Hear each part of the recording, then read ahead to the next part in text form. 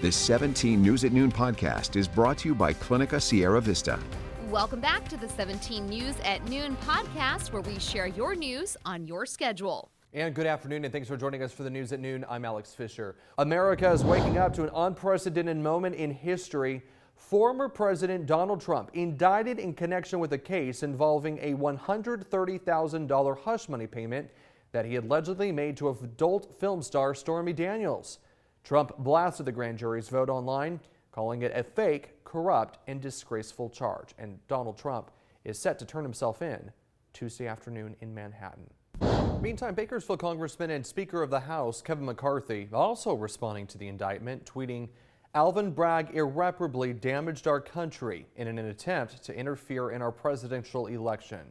McCarthy went on to say, "The American people will not tolerate this injustice, and the House of Representatives will hold Alvin Bragg and his unprecedented abuse of power to account." A former Washington, D.C. police officer who was seriously injured during the U.S. Capitol riot on January 6th paid a visit to Bakersfield yesterday, armed with a message for House Speaker Kevin McCarthy.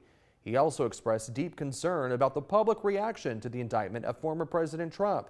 17's political reporter Maddie Gannon has more. On the same day, a Manhattan grand jury voted to indict former President Donald Trump for his alleged role in hush money payments. Former Washington, D.C. police officer Michael Fanone telling 17 News he's concerned about the former president's calls for protests and, quote, potential death and destruction if he's indicted. You know, at the end of the day, when the president or former president calls for, death and destruction and rejects the idea of peaceful protest, the people that are going to get hurt are cops. Cops that are out here trying to keep the peace, sworn to protect. Those are the individuals that are going to be injured. After suffering a heart attack and a brain injury, responding to the January 6th Capitol attack, Fanone has been outspoken about his displeasure with Bakersfield House Speaker Kevin McCarthy's handling of the day and the aftermath. But Thursday was the first time he brought his message straight to McCarthy's district. I would ask Kevin McCarthy to return to the Kevin McCarthy that spoke out in the days just after January 6th, truthfully about what happened that day and about the extremist element that seems to is holding hostage his party. Fanone gathered with members of the National Courage for America group to kick off a nationwide bus tour to call on Speaker McCarthy and House Republicans not to cut benefits such as Social Security, Medicare, Medicaid, and SNAP, formerly known as food stamps. McCarthy has repeatedly said cuts to Social Security and Medicare are off the table, but has not said the same about SNAP, which current teacher Jesse Aguilar believes would be detrimental for families. You see kids that come to school that haven't been fed, and sometimes their only meals that they're getting that day are at school. Maddie Gannon, 17 News. And we reached out to McCarthy's office for comment on this story. We have not heard back as of news time. Hello, this is Tim Callahan with Clinica Sierra Vista, and we're excited to unveil the Community Health Center of the Future, our comprehensive care center. It's located right across the street from Memorial Hospital. We have every service under one roof, from family medicine, OBGYN care, dental services for adults and children, behavioral health, and much more.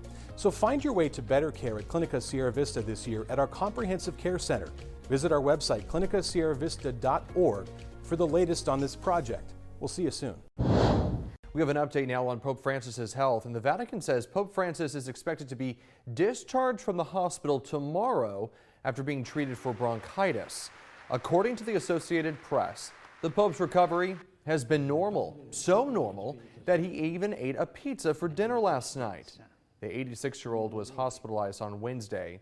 The Vatican said that Francis will be at St. Peter's Square for Palm Sunday Mass to mark the start of Holy Week, which all culminates on Easter. A major traffic update for you this weekend if you're heading down south. A portion of I-5 will be closed during several hours tomorrow and Sunday night. All lanes on the southbound 5 will shut down starting tomorrow night at 10 p.m., ending at 8 a.m. on Sunday. And then again, it will close on Sunday at 11 p.m. until 5 a.m. Monday morning. It will affect the 5 between Vista del Lago Road and Templin Highway. Southbound traffic will be detoured east on the 138 and 14 highways. The northbound lanes of the 5 will be unaffected. So if you're going down south, if you need to get to Southern California, especially like LAX or the airports, make sure you plan accordingly because there will be several traffic backups. Knott's Berry Farm is extending this year's Boysenberry Festival. Guests will be able to enjoy all things boysenberry through May. It was originally set to end April 16th. The Boysenberry Festival features plenty of unique boysenberry-inspired foods and wine. Knott's will also celebrate National Boysenberry Day, April 3rd. Researchers at Syracuse University and Seattle Children's Research Institute say they've created a revolutionary shot that promotes weight loss. They say the new drug is said to rival the popular drug Ozempic, which is used to treat type 2 diabetes. In preliminary tests on rodents, the drug reduced their appetite by 80%, and by the end of the study, the rats lost 12% of their body weight and then kept it off. Researchers also discovered it not only promoted weight loss, but appeared to boost energy without any side effects. A new study says pets can reduce the risk of food allergies in infants. Researchers at a medical university in Japan studied more than 65,000 children, including those who were unborn. The study found that children exposed to pets indoors had a 16% lower risk of food allergies compared with babies in pet-free homes. Children exposed to cats were less likely to develop egg, wheat, and soybean allergies. Those exposed to dogs were less likely to have egg, milk, and nut allergies. The exact reason remains unclear, but experts say pet exposure may strengthen an infant's gut bacteria and strengthen their immune system. The 17 News at Noon podcast is a production of KGET and Nexstar Media Group. For more on all of the headlines in today's show, head to kget.com.